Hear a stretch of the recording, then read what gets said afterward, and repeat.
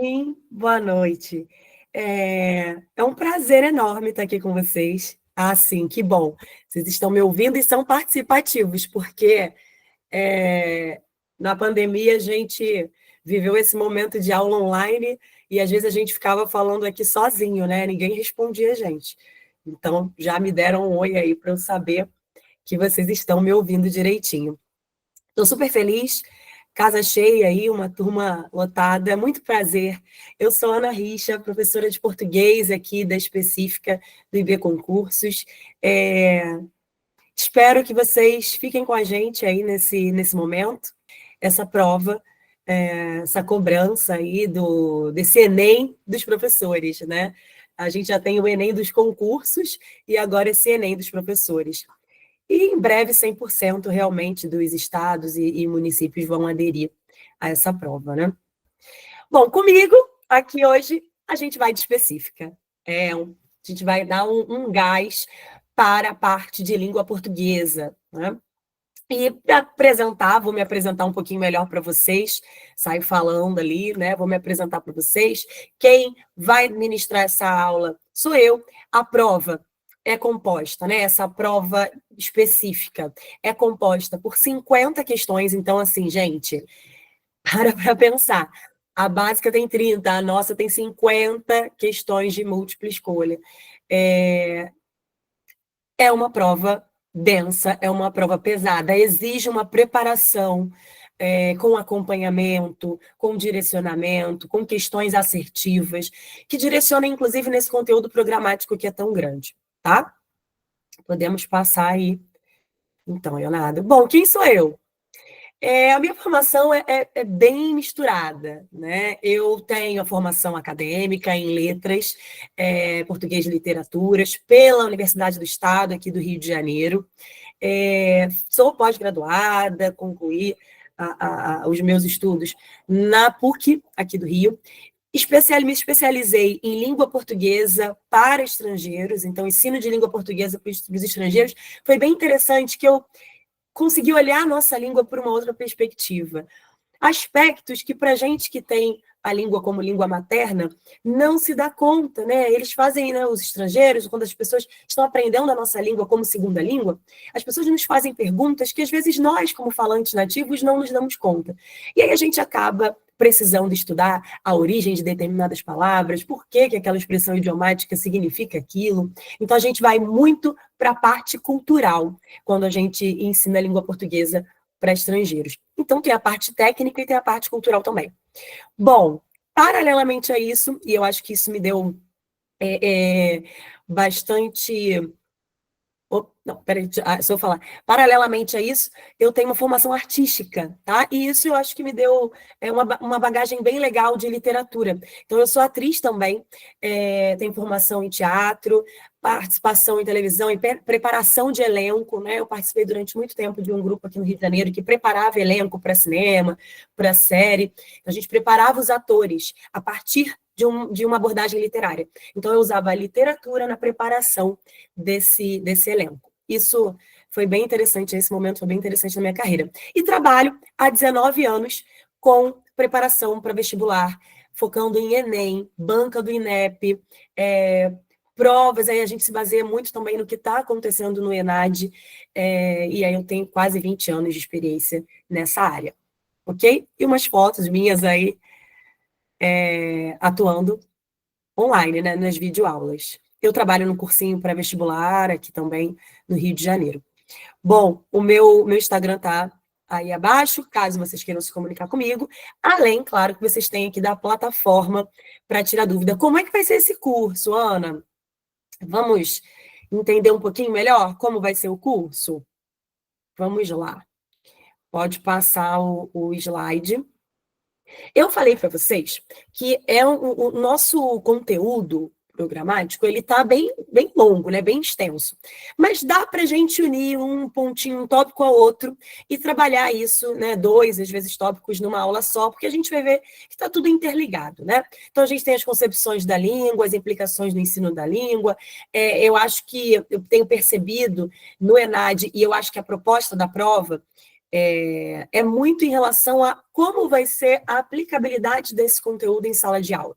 Então, com a experiência em sala de aula, junto com a parte acadêmica, a gente consegue pensar em questões, a gente vai conseguir pensar em questões que usem a teoria e a aplicabilidade disso na sala de aula.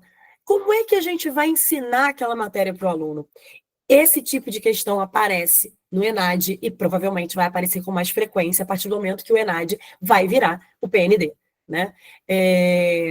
Então, entender essas implicações no ensino, tá? Os níveis de análise da língua, então, esses aspectos culturais, níveis de linguagem, linguagem culta, coloquial, formal, informal, tá? Falar sobre toda a nossa formação cultural, não só a formação nessa língua portuguesa que vem de Portugal, mas todas as outras interferências culturais que nós tivemos, né? Análise de discurso, tipos de texto. O Enem gosta muito, o INEP no Enem trabalha muito essa tipologia textual, gêneros discursivos, o que vai implicar também nas funções da linguagem, tá? Pode passar, por favor. E aí, a gente percebendo, né, a língua escrita, as questões morfológicas também, que vão levar, que a gente vai precisar levar em consideração semântica, estilística, morfologia, sintaxe, uma morfologia e uma sintaxe sempre conectada à estilística, à diversidade de possibilidades, né? A nossa língua é uma língua viva, uma língua falada, muito falada. O nosso território é super extenso se a gente analisar no mapa o tamanho do Brasil para o tamanho de Portugal ou de outros lugares falantes de língua portuguesa. Então, a dinâmica da nossa língua muda bastante o tempo todo. Várias palavras são criadas, né? Então, a gente precisa encontrar um ponto em comum, claro, né, entre essas variantes, mas perceber, identificar as variações linguísticas que estão rolando no nosso território, na nossa cultura, em contextos históricos diferentes, né? Uma variação que talvez fosse uma variação histórica. Será que é histórica ou será que ela é histórica, mas está sendo trazida mais para uma... Como é que a gente fala? Por uma diferença de faixa etária, entende? Às vezes não é, por exemplo, uma farmácia que era escrito com PH e agora não é mais. É entre pessoas que estão no mesmo contexto, mas tem, às vezes, um ruído na comunicação, uma dificuldade na comunicação por conta da diferença de faixa etária. Um bisneto conversando com a sua bisavó, às vezes um vocabulário de um ou de outro ali, uma forma de se comunicar que pode gerar um ruído na comunicação. Tá? Parte literária, gente. Parte literária, obviamente, também vai ser cobrada. Não só a teoria da literatura, mas a teoria da literatura sendo aplicada em sala de aula. Como a gente adapta aquela teoria à aplicabilidade. Então, a gente vê questão, por exemplo, de você precisar indicar ali qual seria uma atitude coerente para que o aluno desenvolva determinada habilidade linguística, né? Então, sei lá, fazer passeios culturais, que atividade? Nas opções, às vezes, aparecem ali que atividades ou que atitudes a gente poderia tomar dentro de sala de aula, tá bem? Teoria crítica da literatura, gêneros literários. Então, quando a gente fala desses gêneros literários, a gente está falando do gênero lírico, gênero dramático, gênero ensaístico. É diferente de movimento literário, né, gente? Os gêneros literários são os tipos de textos literários que existem, tá? E esses movimentos literários são os movimentos de acordo com cada contexto histórico, né? Os estilos de época que nós estamos acostumados a aplicar em sala de aula, mais, né? Que a gente está mais acostumado a aplicar em sala de aula. Vamos passar aí. Tem mais uma coisinha, ó. Tem mais, são 20 tópicos, lembra que eu falei? Então, letramento literário. A parte realmente mais metodológica, né? Mais teórica da parte de literatura, que na faculdade normalmente é teoria literária, teoria da literatura. A gente vai pegar um pouquinho essa parte também, beleza? Literatura canônica, não canônica, então levar em consideração a pluralidade cultural. A gente vai estudar a diversidade cultural do nosso país, a diversidade literária, artística do nosso país. O nosso país é riquíssimo em cultura e cada região tem a riqueza literária, artística referente a essa cultura. Né? O Enem, o INEP, o ENAD, eles gostam bastante de trazer essa diversidade cultural. Então, a gente vai estudar não só a literatura canônica, mas também a não canônica na formação do leitor. Né? Marcas de oralidade, performance, fruição, já falei isso, né? Essas questões de como a literatura se utiliza dessas marcas de oralidade, como a arte se utiliza de métodos tão diferentes, né, de representação artística, formas diferentes de se manifestar artisticamente. Né?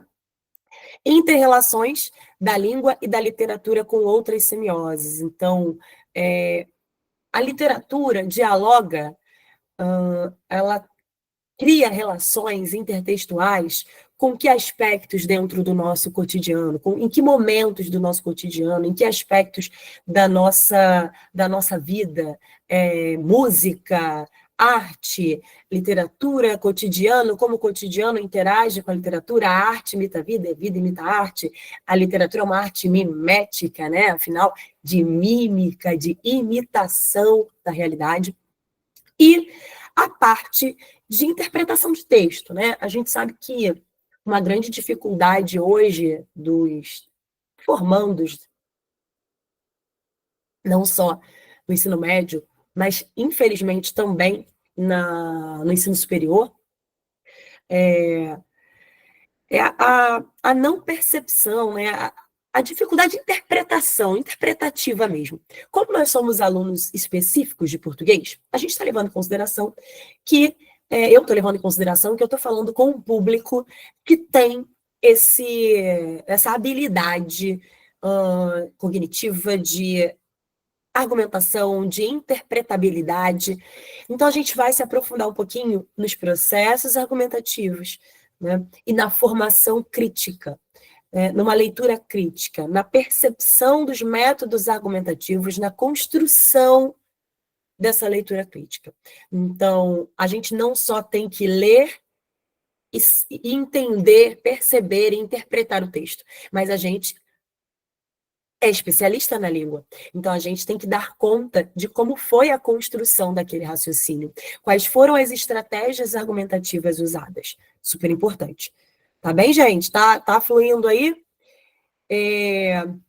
O que vocês quiserem complementar, vocês podem falar, tá? Mandar aí no chat, eu respondo de boa, tá? Tá fluindo. Tá? Assustaram com esse conteúdo aí de 20 tópicos? Fiquem tranquilos, tá? Dá conta de tudo, a gente dá conta de tudo. Ana, como vão ser as nossas aulas?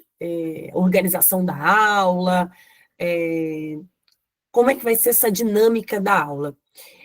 Eu vou ajudar, inclusive, na apresentação desse conteúdo, mas ajudar, inclusive, na prática docente mesmo. Muitos exemplos, muitas situações concretas, casos concretos que eu vou trazer aqui, vocês vão poder usar na sala de aula também, nas aulas de vocês. Então, como o próprio conteúdo está dizendo, né? Não sei se vocês lembram ali no início, que é a língua e a aplicabilidade dela, né? E como na sala de aula, e como a gente consegue passar esse conteúdo para os alunos, as minhas aulas aqui também vão ser baseadas na nossa prática docente. Exemplos, músicas de intertextualidade, então, vamos trazer exemplo de poemas, músicas que a gente poderia usar na sala de aula, que podem cair no texto como relações, textos que a gente pode usar na nossa aula para falar sobre variação linguística, por exemplo, dentro da nossa literatura contemporânea, da literatura canônica, beleza? Então, a gente vai conseguir dar conta disso. Exemplos práticos, né, da aplicabilidade do conteúdo, então a gente sempre vai trazer questões nas nossas aulas. Tem um material extra, beleza, gente? Eu disponibilizo para vocês um material extra com mais questões, além das que foram abordadas durante a aula. E também um negócio bem legal que eu acho muito importante, na minha aula não abro mão, que é o material de apoio. Que material de apoio é esse? Eu trago fonte bibliográfica, porque eu acho que é super importante para a gente, para vocês que estão se formando, para a galera que já é professor e vai fazer essa prova, precisa dar uma atualizada. Quais são as fontes bibliográficas, quais são os livros, né, que estão sendo usados, textos teóricos que falem sobre aquele assunto. Então, a gente vai pegar artigos científicos de universidade mesmo, da USP, de faculdades consagradas dentro daquela determinada área que eu esteja abordando ali naquele momento, e eu vou trazer extra nesse material de apoio, beleza? Esse material vai ter teoria, os links desses artigos de opinião, vídeos que a gente tem usado em sala e vídeos extras também, tá? Resoluções das questões e sempre, sempre, sempre, turma, aberto para tirar dúvida. Essas dúvidas, elas podem surgir aqui durante a aula. A gente pode, aliás, é até legal quando a dúvida surge durante a aula, porque é desse gancho, às vezes, de uma dúvida que a gente pode acrescentar, pensar de uma maneira diferente. Mas essas dúvidas, elas também podem acontecer depois, às vezes, né? Eu estava pensando, estudando, olhou o material de apoio, surgiu uma dúvida. Vocês conseguem mandar essas dúvidas para a gente, tem grupo no WhatsApp, e a gente responde, ok? Podemos passar aí o slide, Anado. Gente, mas as aulas ficam disponíveis, né? Vocês não precisam estar ali ao vivo assistindo. Essas aulas, elas vão ser disponibilizadas para vocês nesses dias, mas vocês assistem no melhor horário para vocês. Certo, pessoal aí do IB?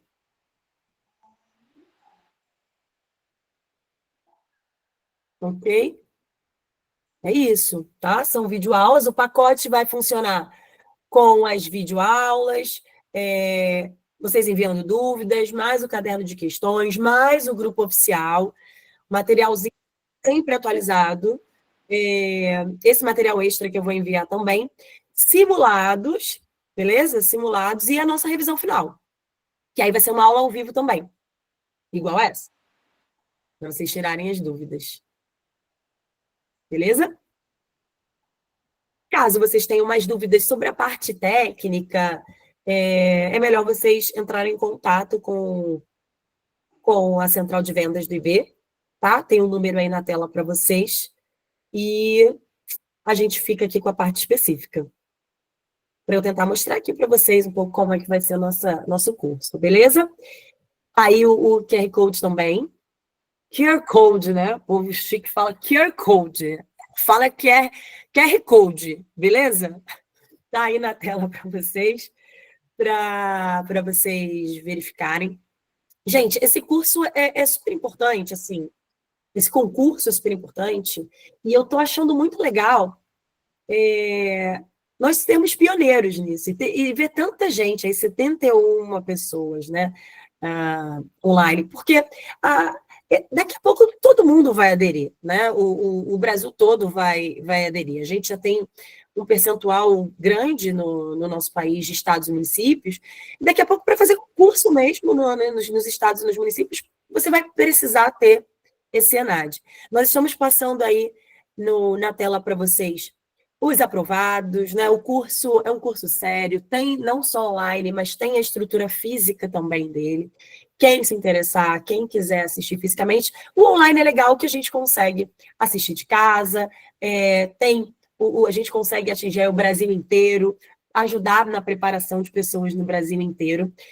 Para algumas pessoas é mais cômodo, mas o curso existe fisicamente também, beleza? É só.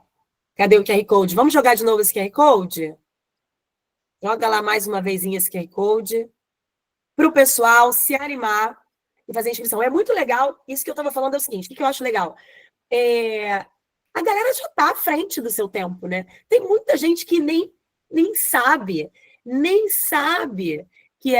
que daqui a pouco os concursos, né, vários concursos já estão obrigando a pessoa a ter participado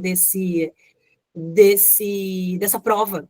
Então, a gente está à frente do nosso tempo. Nós estamos pioneiros nisso, vamos dizer, vanguardistas. Nós somos vanguardistas aí na PND. Beleza? Vamos direcionar aqui para a específica. Deixa eu ver aqui. Vai ficar comigo agora a parte de material. Deixa eu compartilhar aqui a minha tela com vocês. Já posso, pessoal? Galera do IB, posso compartilhar aqui tela?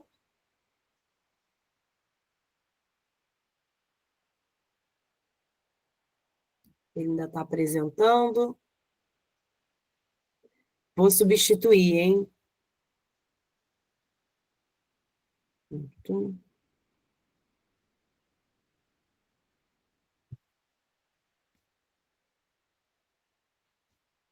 Muito bem. Compartilhando a tela com vocês. Foi.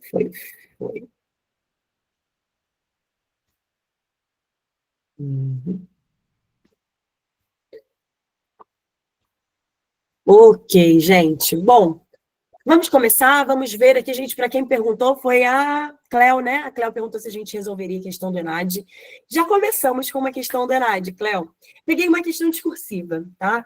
Para a gente entender, principalmente, essa questão que eu falei no início da aplicabilidade. Como a gente percebe que o ENAD, e principalmente sendo o ENAD agora uma prova para o corpo docente, né, que vai ser exigida para que a gente consiga o emprego dentro da nossa área, como eu acho que eles vão direcionar as questões por esse caminho, né, por esse tipo de pergunta, tá?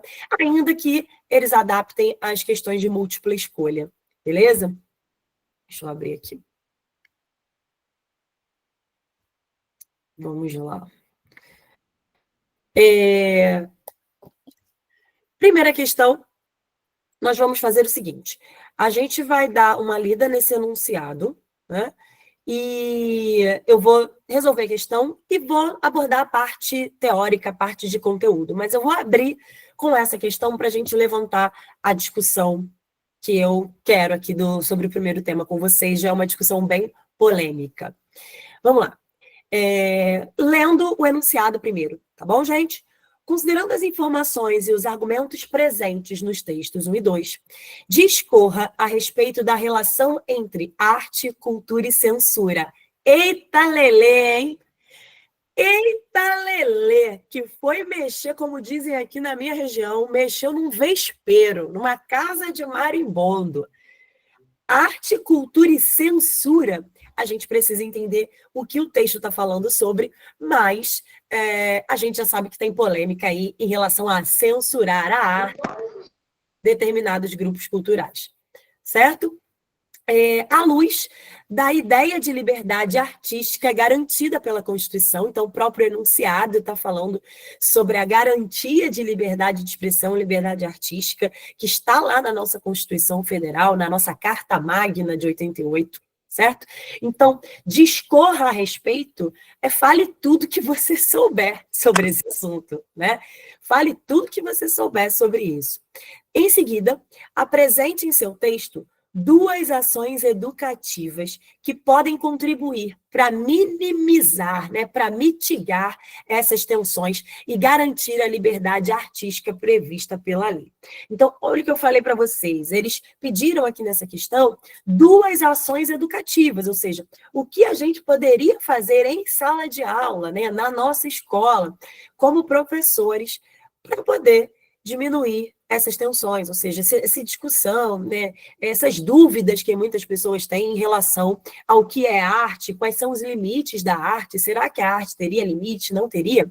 Vamos ver a questão levantada aí nesses textos? O texto 2 é um trechinho da Constituição, né? Vamos dar uma lida no texto 1, que eu acho sempre importante que vocês leiam a fonte desses textos. Conforme o tempo for passando aqui nas nossas aulas, vocês vão ver como, assim, a gente ler a fonte já ajuda, às vezes, até a responder a questão, né? Saber quem falou aquilo ali, reconhecer, às vezes, o nome daquela pessoa que está ali naquele lugar, né? No lugar de fala, tá? Becerose, não sei se você conhece, mas olha lá o que está escrito. O que faz a arte? Ou seja, qual é o papel da arte, certo? Direito, arte e liberdade. Foi tirado aí da edição do Sesc São Paulo. Em época de censura, a própria existência da arte passa a ser questionada, né? Tanto que, em época de censura, a primeira atitude que normalmente fazem é tirar a arte, né, gente? Tirar a arte do conteúdo, do programa das escolas, né? Surgem debates em jornais, na rua, em casa, para discutir sua relevância. Não podemos deixar de nos perguntar como chegamos a essa estranha situação em que a gente precisa justificar a própria existência da arte. Tem que justificar por que é válido a pessoa estar se manifestando artisticamente dessa maneira ou não. Ela pode ser julgada apressadamente como boa ou ruim, mas nem por isso deixa de ser arte. Porque a arte não precisa agradar, né, gente? A arte não tem que ser algo que seja bonito, agradável aos nossos olhos. O cineasta Godard, né? O cineasta franco-suíço Jean-Luc Godard aponta para o fato de que a cultura é a regra, a arte é a exceção. Adoro essa visão sobre a arte. Vamos dar uma aprofundada aí. A arte é, dentro da cultura, o que tensiona a própria cultura para, assim, levá-la para outros lugares. Enquanto a cultura regula, a arte destoa e movimenta. A arte questiona, incomoda e transforma. Arte e cultura se contradizem, mas andam de mãos dadas. Os psicanalistas, Sueli Ronick e Félix Guattari, consideram que o conceito de cultura é profundamente reacionário. A arte é reacionária para os psicanalistas e esse cineasta que foi apresentado, né, o Godard, Guattari e Ronick. A arte, ela precisa incomodar, ela precisa movimentar o que está vigente até então. E muitas vezes, essa arte que incomoda, que é reacionária, ela é capaz de mudar a própria cultura, ela tensiona a própria cultura. É uma maneira de separar atividades semióticas em esferas, às quais os homens são remetidos. Tais atividades, assim isoladas, são padronizadas para o modo de semiotização dominante. Né? Tem uma técnica que acaba predominando naquele período. A arte, por sua vez, existe plenamente quando junta o que é separado, questiona o que é geralmente aceito, grita onde há silêncio, desorganizando e fazendo a cultura se reorganizar. Quando se discutem os limites da arte, né, são, na verdade, os limites da nossa tolerância que estão sendo debatidos. Então, se você gostou ou não gostou, se você acha que aquilo é arte ou não, na verdade, você não está discutindo sobre aquela manifestação artística, mas sobre o que você tolera, o que você acha ético ou moralmente válido ou não. Né? E isso vai depender de cada contexto histórico e cultural. No texto 2, traz o artigo 5º dos direitos e deveres individuais e coletivos, falando que todos são iguais perante a lei, sem distinção de qualquer natureza, garantindo aos brasileiros e aos estrangeiros residentes no Brasil a inviolabilidade do direito à vida, à liberdade, né, à igualdade, à segurança, à propriedade, nos termos seguintes. É livre a expressão da atividade artística, intelectual, científica e de comunicação, independentemente de censura ou licença. E assim, a gente questiona normalmente, né, o que seria arte ou não. Quando ele pede aqui, deixa eu voltar um minutinho, quando ele pede para a gente discorrer a respeito da relação entre arte, cultura e censura, e já mostrou para a gente o artigo da Constituição, e ele quer que a gente leve isso em consideração, a gente vai, obviamente, negar qualquer tipo de censura, né? E mostrar, talvez, por que as pessoas tenham tantos questionamentos, né? Eu botei aí para vocês, gente, de fundo, não sei se está dando para vocês enxergarem direitinho, o fundo é uma obra do Jean-Paul Basquiat, né? Do Jean-Paul Basquiat, que se chama Pollo Frito. E é uma obra de arte que, a princípio, para quem não tem contato com arte, ou quem tem um contato com uma manifestação artística mimética, prazerosa, agradável, apolínea, possa incomodar, né, a quem não tem o contato com a linguagem artística. E aí, para vocês terem uma noção, essa obra de arte aí, do fundo, foi vendida por 25 milhões de dólares. E essas obras, conforme o tempo vai passando, elas vão valendo cada vez mais, né? Vendidas em leilões, 25 milhões de dólares. E muitas pessoas vão questionar. Deixa eu voltar aqui, antes da gente voltar aqui. Deixa eu só... Eu quero ver o que vocês estão falando ali, se vocês estão falando alguma coisa. A gente tem uma dificuldade, muitas vezes, quando se depara com aqueles poemas contemporâneos que são mais curtinhos, ou com alguns poemas ali da primeira fase do modernismo, né? Tem um que eu acho ótimo, que se chama Happy End, final feliz, né? Que diz assim: o meu amor e eu nascemos um para o outro. Aí no outro verso está assim: agora só falta quem nos apresente. E isso é um poema, né? Os poemas que são desenhados, muitas vezes quando a gente mostra para os alunos questionam: mas isso é poesia, mas isso é literatura? O quadro, né, ali do Pollo Frito, mas isso é arte? Isso parece uma pichação, parece um rabisco de parede. Qual é o valor da arte? Tem um propósito a arte? O que conecta as pessoas com aquele material artístico? Né? É um grande questionamento. As performances são muito questionadas. Performances, quando a pessoa usa o corpo como arte. Muitas vezes toca em questões morais, éticas, e isso acaba também gerando muitos questionamentos. O que é arte, então? Vamos voltar lá. Vou voltar lá com vocês. Vamos pegar na origem aí da palavra, né? Aqui, ó. Arte é uma técnica, né? É uma habilidade. Artes vem desse radical ars, grego, que indica técnica, habilidade. É quando a gente consegue concretizar, materializar, vamos dizer assim, um ideal estético de beleza e harmonia. Vocês viram que eu botei beleza? Está sublinhado aí, porque esse padrão de beleza não necessariamente ele precisa ser aquilo que é considerado o belo, né? E harmônico. Mas quando a gente pega na origem lá da arte grega, tinha esse ideal estético de beleza e harmonia.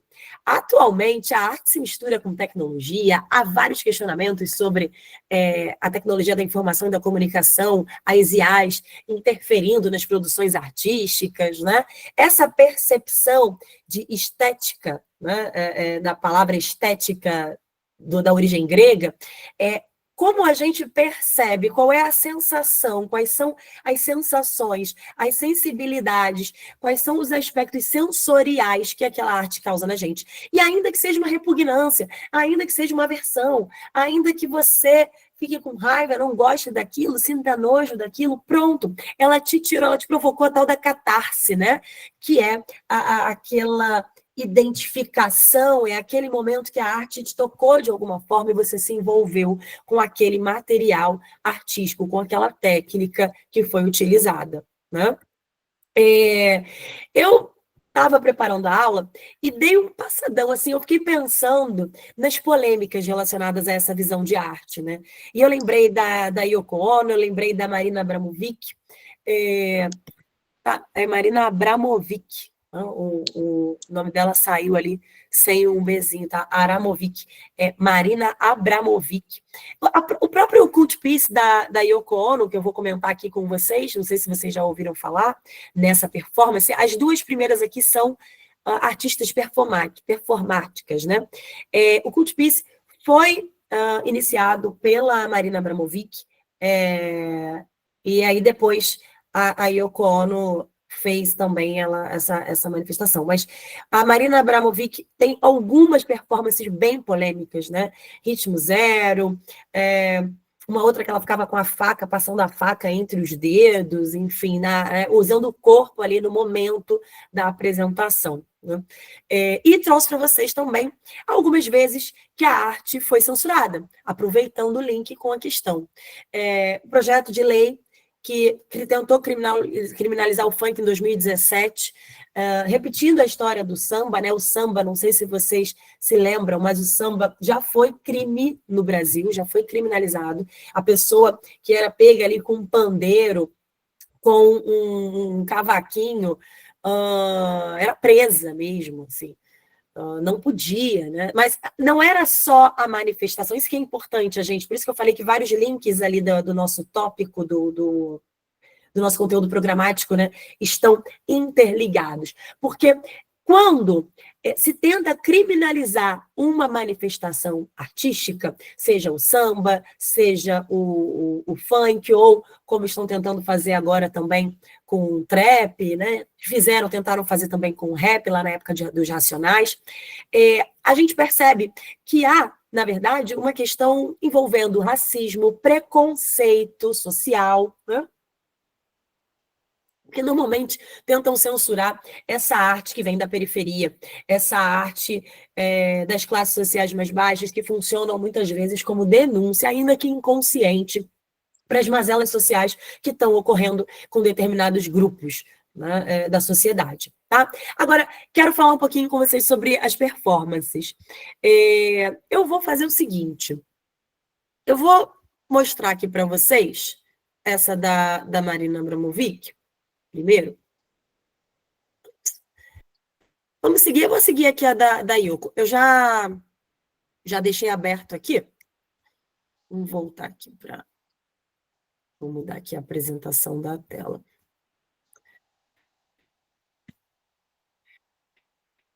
O vídeo está em preto e branco, mas eu acho que dá para a gente ver direitinho. Vocês conseguem ver, gente? Tá tudo... Tá fluindo? Tá ótimo. Então, deixa eu fechar aqui. Deixa eu ver se a gente consegue o som. Eu vou deixar rolar e vou comentar. Lembrando que performance é o artista usando o seu próprio corpo e o momento, o instante, fala por si só. É uma arte que não acontece duas vezes, né? Aquela apresentação, nenhuma apresentação, que seja de teatro, de performance, ela é igual, apesar da pessoa tentar repetir. Mas a performance é menor ainda a probabilidade de ser igual, porque a pessoa se disponibilizar seu corpo ali, para que o público reaja de acordo com a catarse, com as emoções dele, diante daquela possibilidade. Então, a Yoko Ono se colocou num lugar em que as pessoas poderiam cortar as peças dela, cortar pedacinhos de peças de roupa dela. Ela ficava ali parada, inerte, e a arte acontecia de acordo com as intenções desse espectador, né? Olha aqui, vou deixar um trechinho rolando.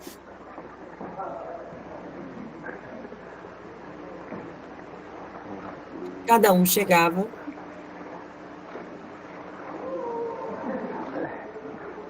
e usava, e fazia um corte, né?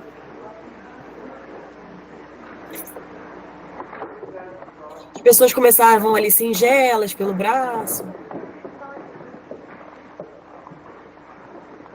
E ela sem manifestar reação, né?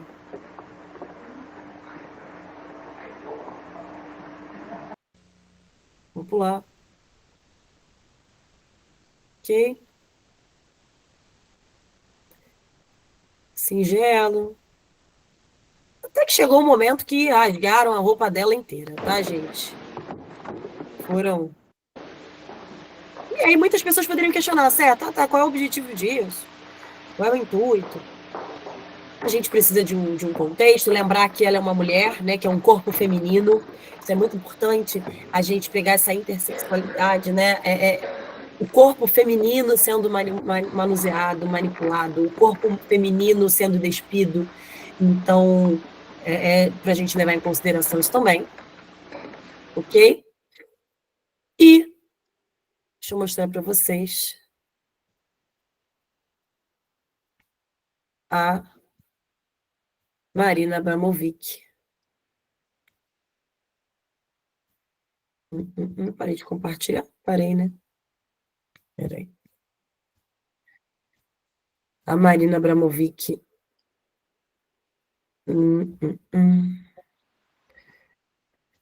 Deixa eu ver aqui.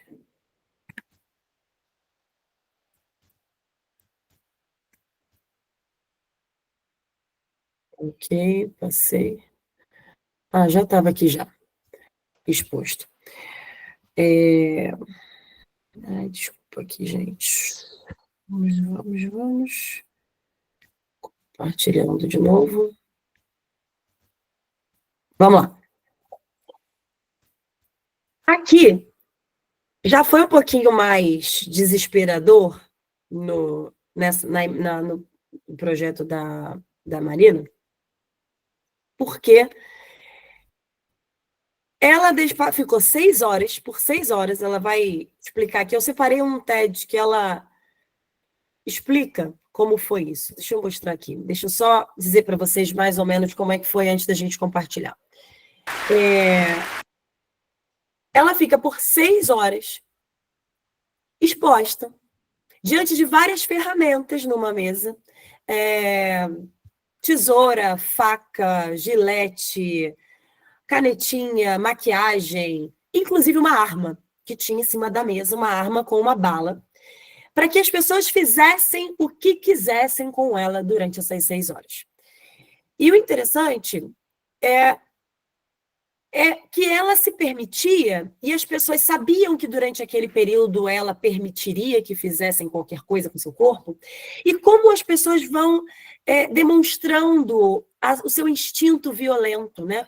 Começa ali com as pessoas fazendo uma maquiagem, um carinho, daqui a pouco as pessoas já estavam apalpando o corpo dela, colocaram ela deitada, cortaram, tinha gente bebendo sangue, gente, da Marina Abramovic, cortando o pescoço dela e bebendo sangue, noção disso? Bebendo sangue da mulher, e ela ali parada, inerte. Até que tem uma mulher que pega a arma, coloca a bala e põe a arma na mão da Marina, apontada para a cabeça dela, e fala para ela atirar, né? Obviamente ela não atira, mas até que ponto se chegou, né? Quando acabou o tempo, ela simplesmente saiu ali daquele lugar como se nada tivesse acontecido. Nesse TED que eu vou disponibilizar para vocês, eu não vou assistir todo agora, ela descreve essa performance, vocês vão ver aí. Now, let's go back in time.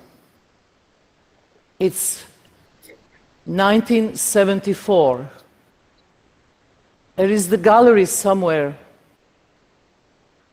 in the world. And there is a young girl, age 23, standing in the middle of the space.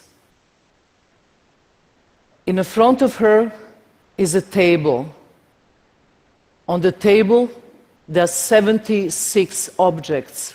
76 objetos. For pleasure and for the pain. Some of objects are a glass of water, a coat, a shoe, a rose, but also the knife, the razor blade, the hammer, and the pistol with one bullet. There is instructions which says, I'm an object. You can use everything on the table on me. I'm taking all responsibility, even killing me. And the time is 6 hours. Uau, né, gente? Uau! Ela ficaria ali, parada, esperando essa reação das pessoas.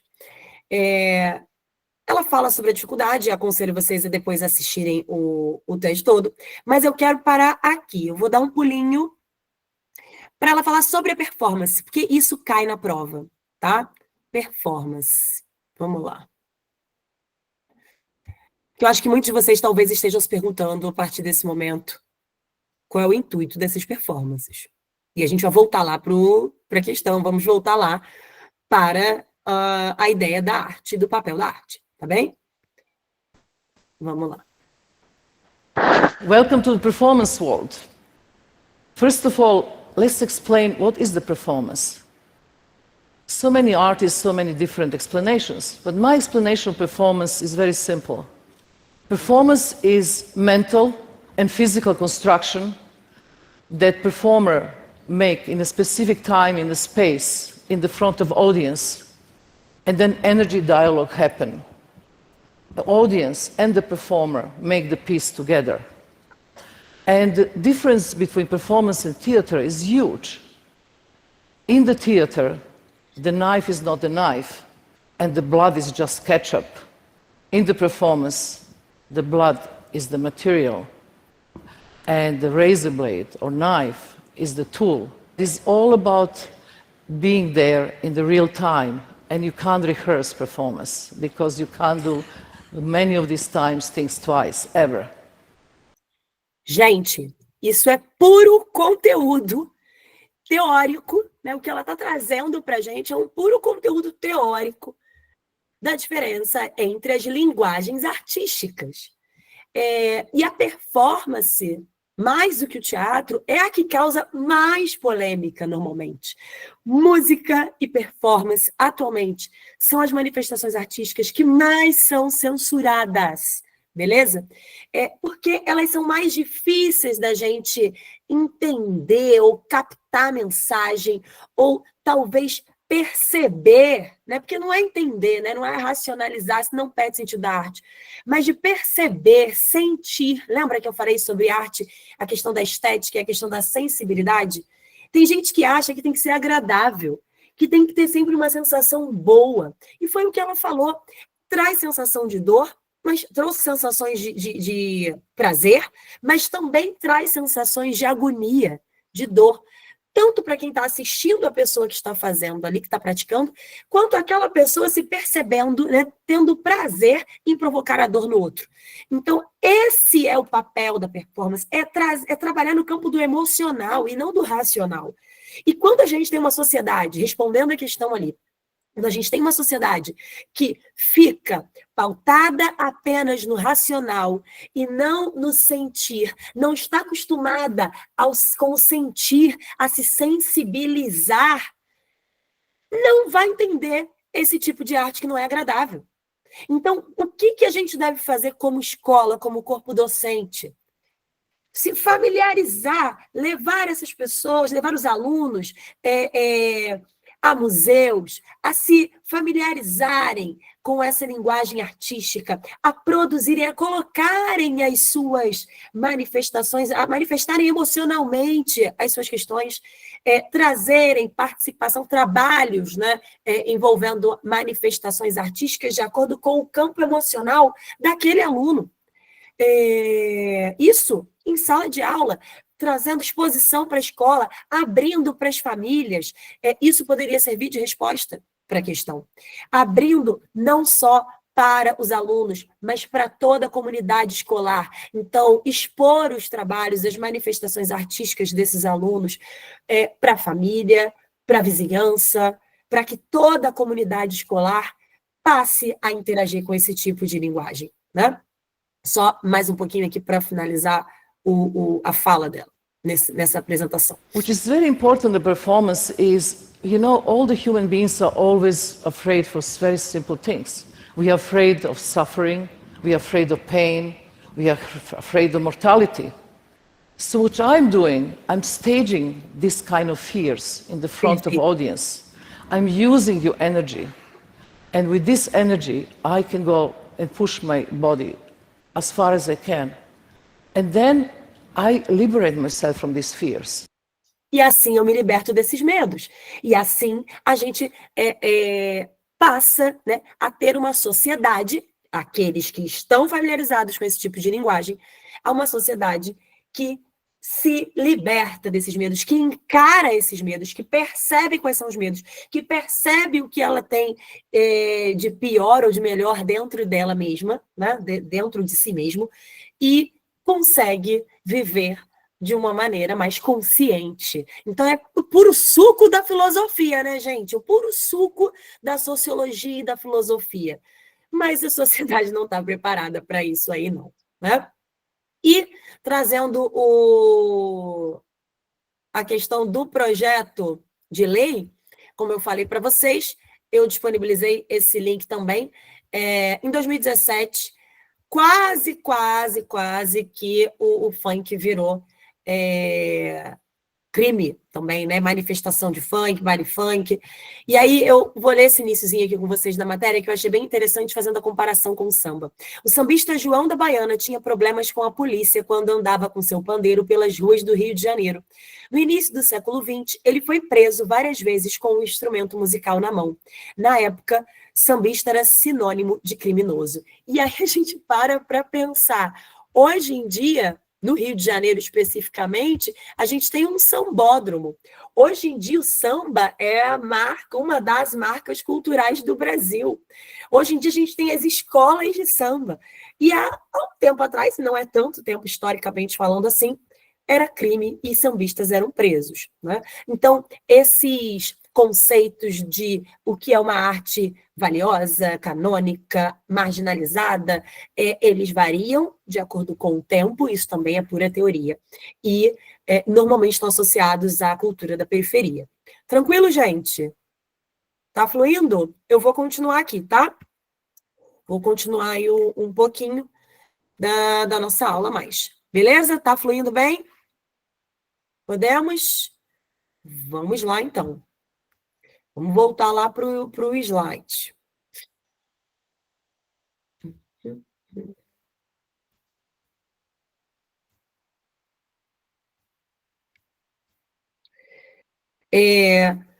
Voltando para a questão, ficou clara que eu acho que a resposta discorra a respeito da relação entre arte, cultura e censura.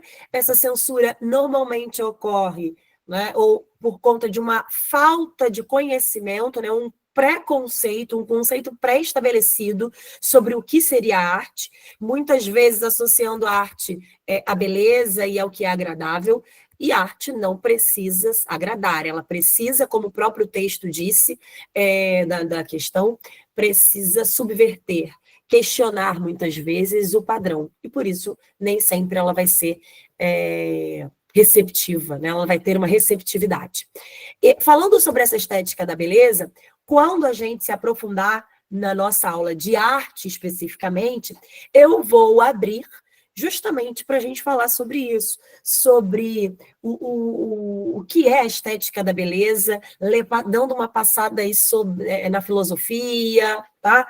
Na sociologia, na filosofia, para Platão, essa arte que a gente entende como arte mimética, a literatura, por exemplo, a gente entende como uma arte mimética, né?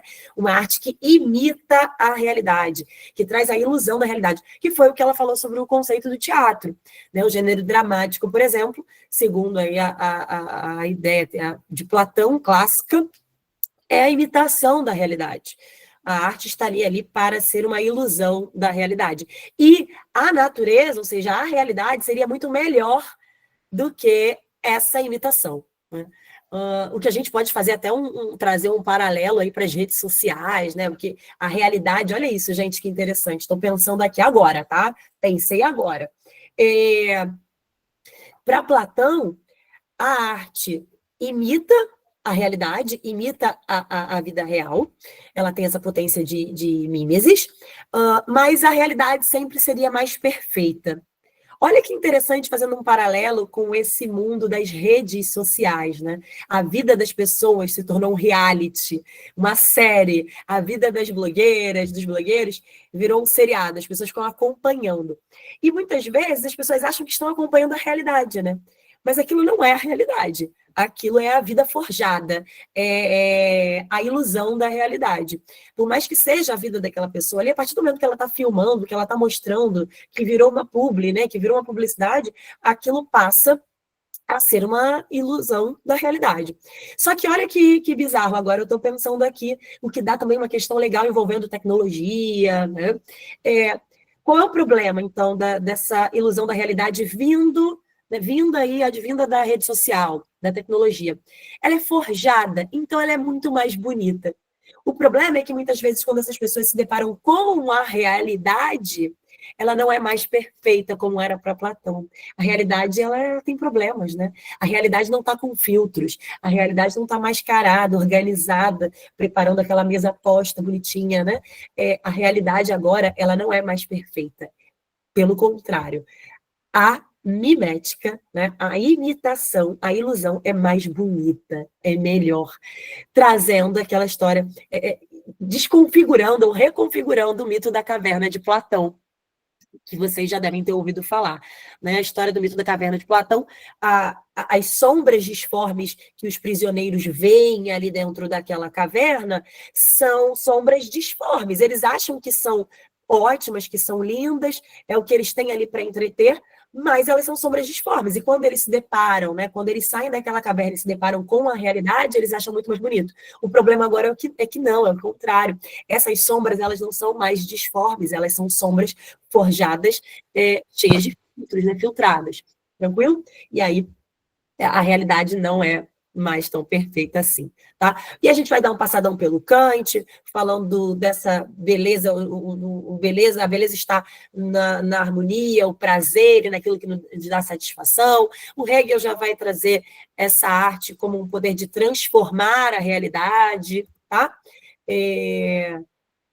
E a realidade ela é caótica, né? E a arte ela é organizada, a gente consegue... É tipo uma mentira. A mentira normalmente tem mais detalhe do que a verdade, né? A pessoa, quando está mentindo, quando ela está trazendo a ilusão ou a arte, a estética artística, normalmente ela dá mais detalhe, ela é mais organizada, ela é racional. A vida está predisposta ao acaso. Então, às vezes, o louco, a loucura, o mais irracional pode acontecer. Você vai contar a verdade e ninguém acredita. Já reparou?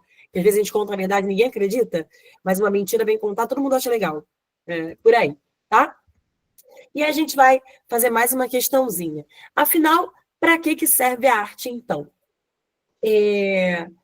Vamos lá. A gente cria, em geral, como o próprio texto da questão falou, são criações, materializações que vão questionar o mundo, né, e o contexto em que a gente está inserido muitas vezes, conta a história humana ao longo dos séculos, expõe a cultura e sentimento de um povo, representa elementos de um meio natural ou divindades antigas. Por exemplo, gente, pintura rupestre é arte, né, e cai também nessas provas, cai no ENAD, cai no Enem. A pintura rupestre não foi uma manifestação que os homens das cavernas estavam fazendo arte ali naquele momento, claro que não, mas passa a ser considerado arte a partir do momento que representa a cultura de um povo, que representa elementos do meio natural, que representa uma antiga civilização, tranquilo? Um grupo social. Por isso que, às vezes, um talher vira uma manifestação artística, né? Foi usado por Dom Pedro lá, não sei quando. Beleza? Vamos lá, vamos tentar fazer aqui mais uma questãozinha. Hip hop, cultura marginalizada, né? O hip hop tem sua filosofia própria, com valores construídos pela condição das experiências vividas nas periferias de muitas cidades, colocando-se como contraponto à miséria, às drogas, ao crime e à violência. O hip-hop busca interpretar a realidade social daquele grupo. Seu objetivo é justamente encontrar saídas e fornecer uma alternativa à população excluída. Gente, isso serve para o rap. Então, assim, a questão vai mudar, eles vão botar o rap. Vão botar, sei lá, para atualizar um trap. Vão colocar para atualizar o funk. Né? Como já foi o samba. Mudou ali o hip-hop, mas a filosofia é basicamente a mesma. As autoras abordam no texto um movimento cultural que também tem características reconhecidas em que, gente? Olha lá. Hip-hop também é um movimento cultural, certo? Que tem como características o quê? Traços e formas que representam personagens de olhos desproporcionalmente maiores e expressivos, conhecidos como mangá. Mangá e hip hop não tem relação, né, gente? Mangá são das histórias em quadrinhos, né?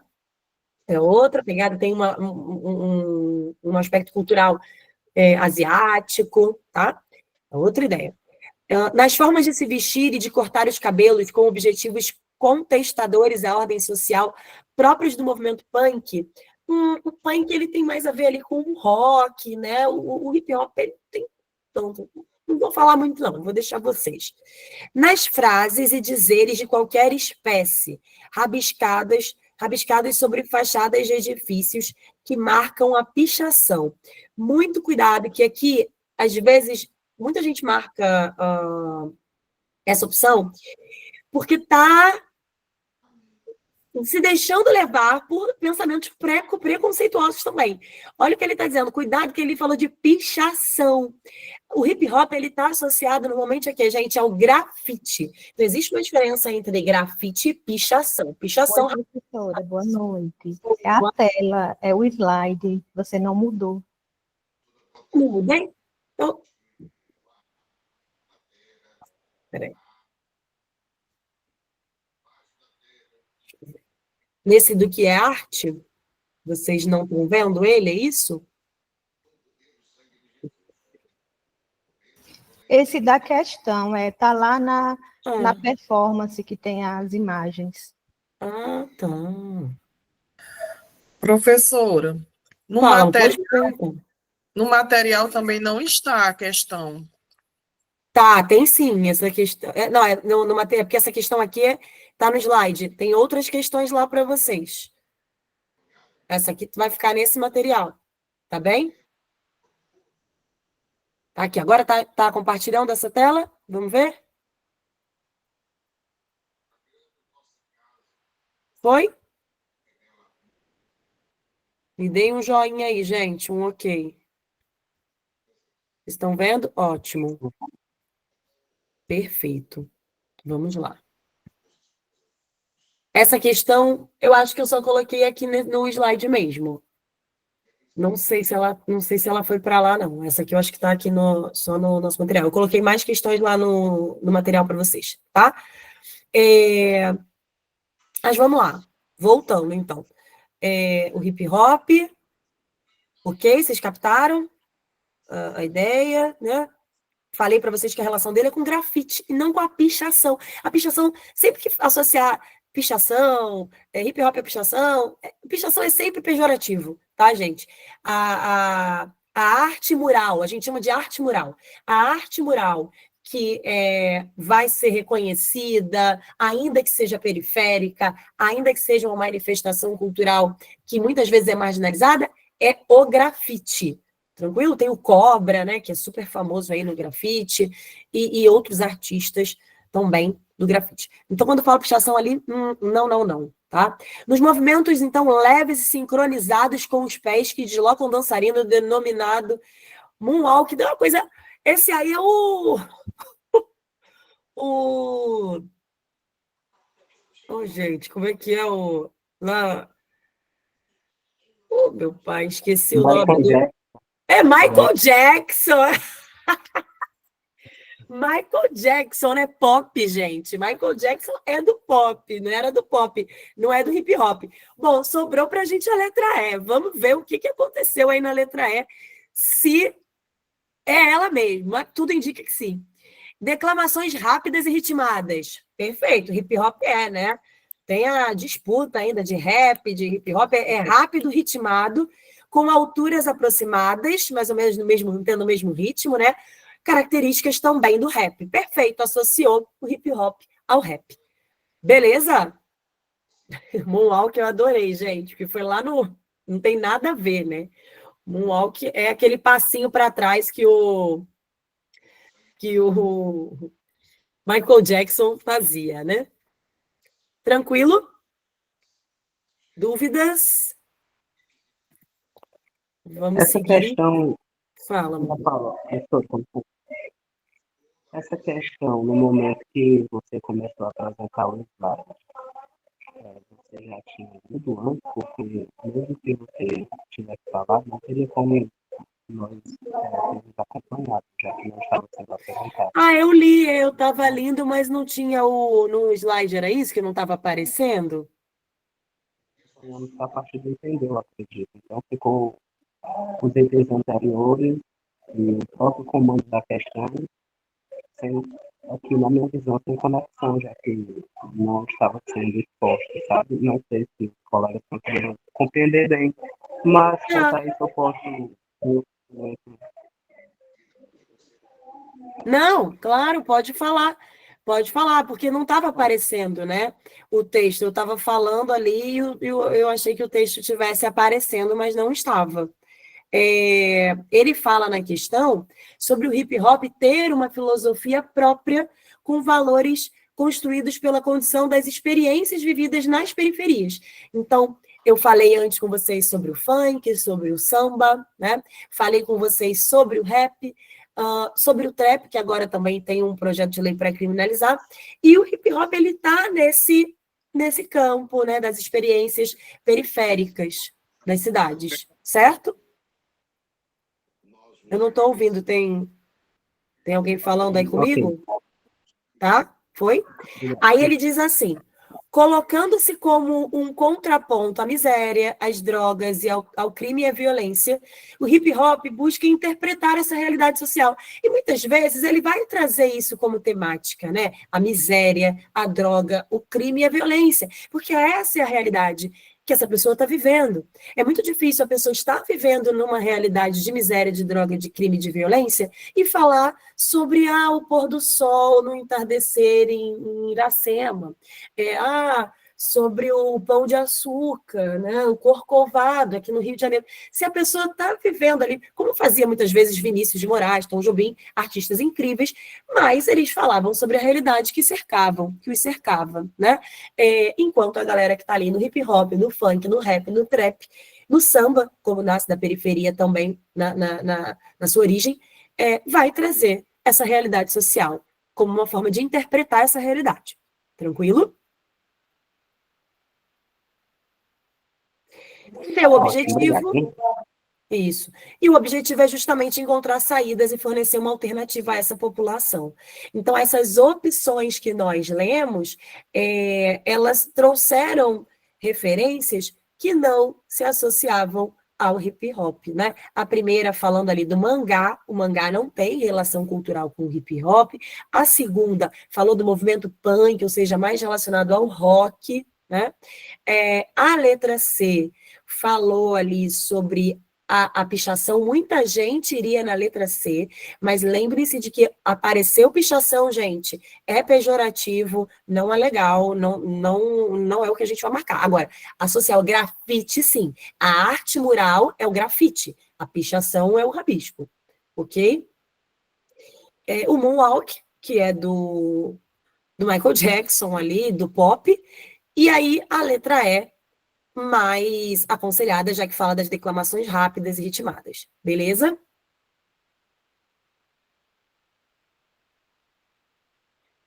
Vou passar aqui. A gente vai fazer mais uma questãozinha. Eu vou fechar a aula às 9, pode ser?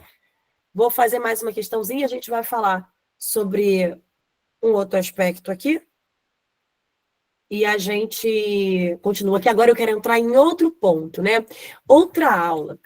Levando em conta, gente, que não é a aula específica da arte. Eu estou trazendo um panorama de como vai ser isso.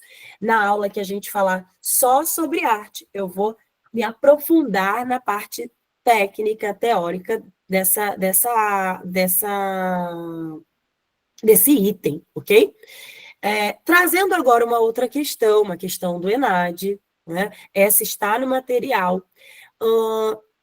Eles vão trazer para a gente 2 textos, sempre esses textos para serem comparados, então uma prova com bastante leitura, imagina 50 questões com bastante leitura, 2, 3 textos para a gente comparar, 1, 2, 3 para analisar, né? Trouxe um poema de Oswald de Andrade, então é importante a gente analisar lá nas nossas aulas de literatura, que Oswald de Andrade faz parte da primeira fase do modernismo, é uma fase que traz a valorização da linguagem informal, da língua falada no Brasil, da diferença do português de Portugal para o português usado no Brasil, linguagem coloquial. Ele traz Vício na Fala, é o título, tá? E diz assim: Para dizerem milho, dizem mio. Para melhor, dizem mió. Para pior, pior. Para telha, dizem teia. Para telhado, dizem telhado. E assim vão fazendo telhados, vão construindo telhados. O que ele está querendo trazer para a gente? Essa fala, que é considerada um vício, mas é a fala do nosso povo.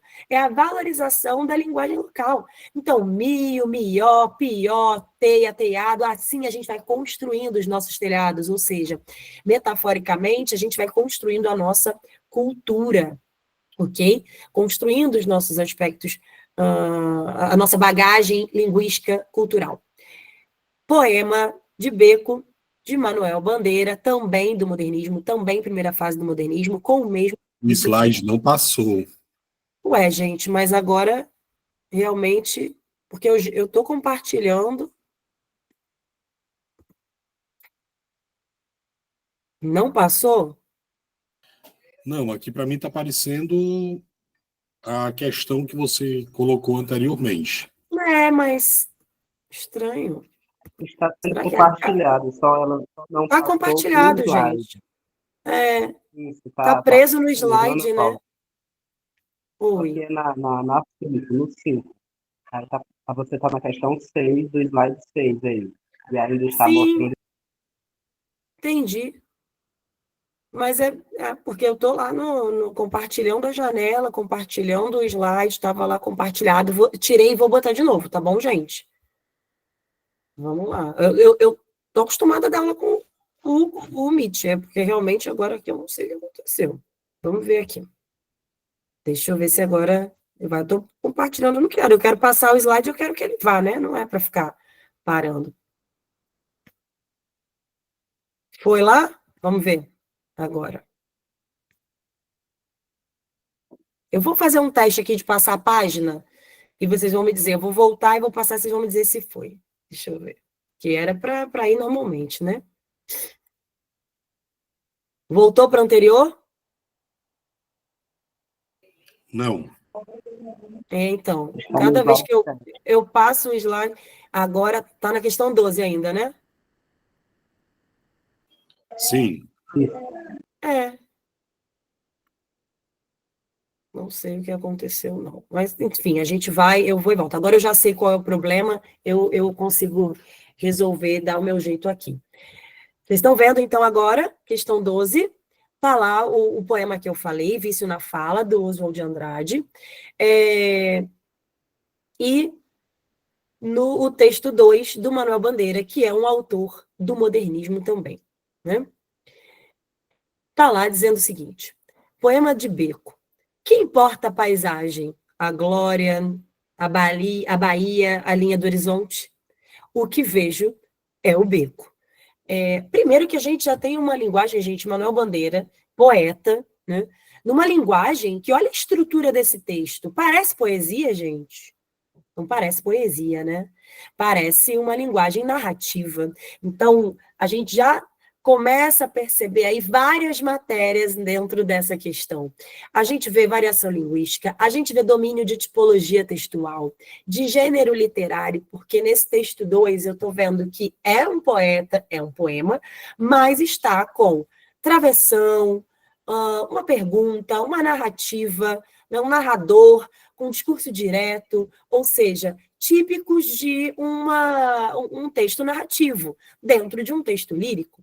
Então, há o que a gente chama de hibridismo de gênero literário aí também, tá?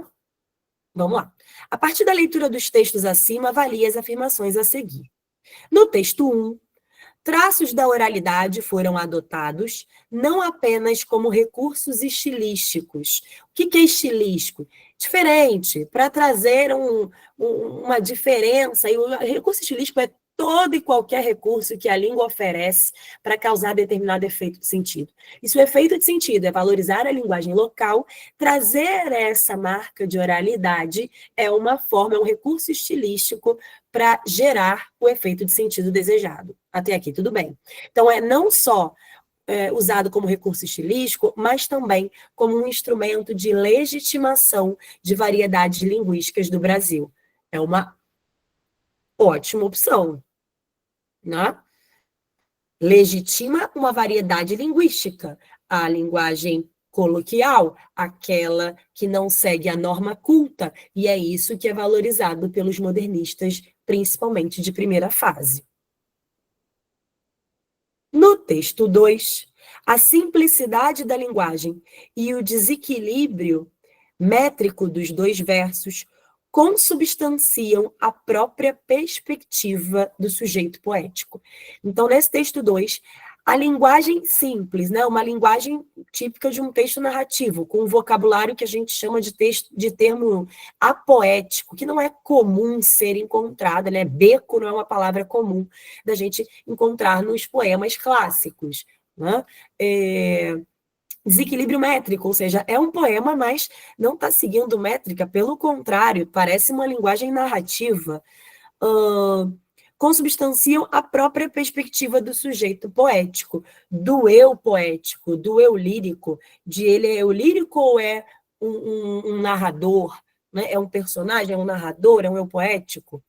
Número 3, no texto 2, a estrutura ultrassintética, ou seja, reduzida, de síntese, de redução, ultrassintética, compromete o caráter e a apreciação estética do texto modernista. A gente vai desconfiar dessas opções que falam de comprometer a apreciação estética do texto, ou seja, por ele ter feito um poema com características do gênero narrativo, será que eu diminuiria esse tipo de arte? Será que eu desconsideraria? Será que eu comprometeria a apreciação desse texto? A partir do momento que ele quebra com o padrão, com a tradição do que é fazer uma poesia? Não, né, gente? A gente não vai desvalorizar uma estética que rompe com o padrão, até porque esse é o papel da arte, como a gente viu no início da aula, né? Romper com padrões. Então, o que é correto se afirmar aí, olha, a primeira é válida, né? E a segunda também faz sentido. A terceira, que fala que compromete a estética do texto modernista, não, pelo contrário, ela enriquece a estética modernista, ela traz mais uma característica para essa estética modernista, né? Deixa eu falar aqui com vocês, porque eu tenho que voltar, porque senão esse slide ele não passa. Tem que voltar. Tá fluindo, gente? Deu para entender como vai funcionar, como vão funcionar as nossas aulas? Preciso de um feedback.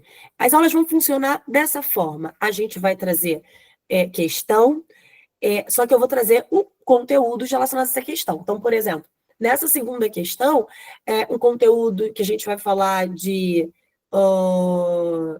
variações linguísticas, a gente vai trazer material, slides com conteúdo sobre variação linguística, a gente vai falar sobre questões envolvendo arte, modernismo, como o modernismo se utilizou das variações linguísticas para enriquecer estilisticamente o texto deles. Então, a gente vai trabalhar com conteúdo e questão, beleza? Eu trouxe questões para vocês entenderem qual é o perfil da prova e como a gente vai trabalhar, ok? Nesse meu material aqui, de slide, a gente tem conteúdo, eu vou disponibilizar para vocês, dentro ele tem aquela parte ali de arte, então esse material vai ser disponibilizado para vocês em PDF, tá? O conteúdo do slide. Tranquilo? Bom, gente, aí vocês me digam se vocês querem que mude alguma coisa, quer mais questão. Acho que a questão eu vou fazer assim, eu prefiro fazer a questão na sala, assim, na aula. Eu acho mais dinâmico, a gente conteúdo e questão, ver a aplicação do conteúdo na questão. Ok? Tudo bem? Bom, ficamos por aqui. Muito Resolução obrigada. dessas questões, professora. Fala, querido. A resolução dessas questões que foi disponibilizado. Sim. Essa resolução está no material extra que vocês vão receber. Já devem ter recebido, eu acho. Ou vai chegar aí para vocês, tá? Vai ficar disponível um material com essas questões e mais. Tem 10 questões que eu disponibilizei para vocês, relacionadas a esse conteúdo que a gente viu agora. Beleza? Esse conteúdo de arte, de variação linguística. Então, tem 10 questões disponíveis, com gabarito, tudo direitinho, beleza? E o material extra que eu falei para vocês também, além desse material aqui da nossa aula. Ok? Um prazer, gente. Um prazer imenso estar aqui com vocês. Espero que a gente compartilhe muitas questões ainda juntos. Até a próxima. Beleza? Um beijo. Obrigada. Tchau, tchau.